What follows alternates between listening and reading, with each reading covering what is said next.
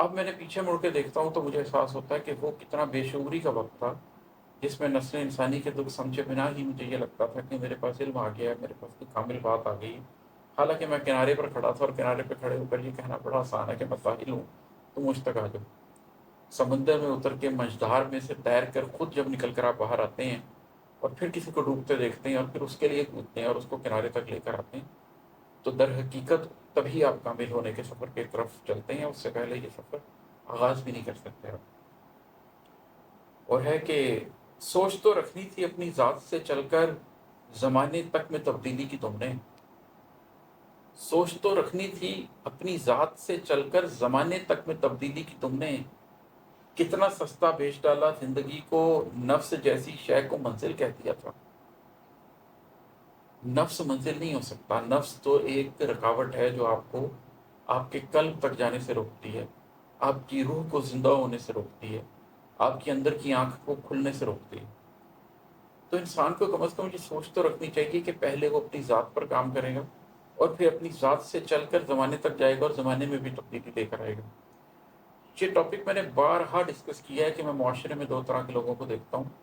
ایک وہ جو تزکیہ ذات کے اندر اس حد تک انوالو ہو چکے ہوتے ہیں کہ وہ دائیں بائیں یہ نہیں دیکھتے کہ شہر جل گیا، بستی میں آگ لگی ہوئی ہے، ظلم ہو رہا ہے، وہ صرف تزکیہ نفس کو ہی حقیقت سمجھتے ہیں۔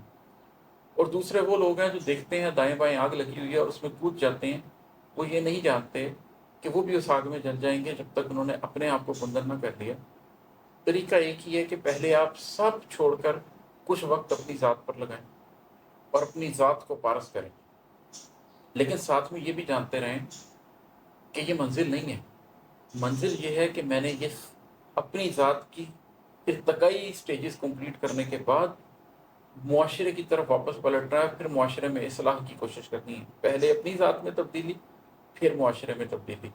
براہ راست معاشرے میں تبدیلی بھی غلط ہے، اور صرف اپنی ذات کی تشکیل بھی غلط ہے۔ پہلے اپنی ذات اور پھر معاشرے میں تشکیل، معاشرے کی تشکیل، یہی انبیاء کی سنت ہے، یہی انبیاء کرتے رہے ہیں۔ موسیٰ علیہ السلام نے جو اتنے سال بنواس کاٹا، یہی تو ہو رہا تھا۔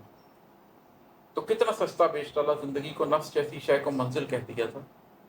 کچھ لوگوں نے یہ سفر آغاز ہی نہیں کیا۔ ابھی میں پیچھے ذکر کر رہا تھا کہ پہلے اپنی ذات کی تطہیر کرنی ہے، پھر معاشرے کی تبدیلی کرنی ہے، لیکن کچھ لوگ یہ سفر آغاز ہی نہیں کرتے۔ وہ نہ معاشرے کی تبدیلی تک جاتے ہیں، نہ اس سے پیچھے ایک قدم پیچھے اپنی ذات کی تطہیر کی بات کرتے ہیں۔ وہ صرف نفس کو منزل سمجھ لیتے ہیں، اور نفس کی رضا کو، نفس کی خواہش کو منزل سمجھ کر اس کے پیچھے چل پڑتے ہیں۔